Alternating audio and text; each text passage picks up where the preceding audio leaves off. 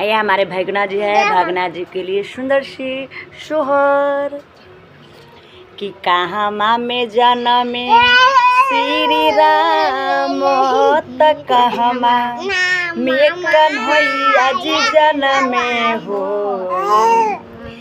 कि कहाँ माँ में जनमे श्री राम त कहाँ माँ में कन्हैया जी जनमे हो हे लाला ना हो कहाँ माँ में जनमे हनुमान तीनो घड़वा सोहर होला हे ए लाला ना हो कहाँ में जनमे हनुमान तीनो घड़वा सोहर होला है।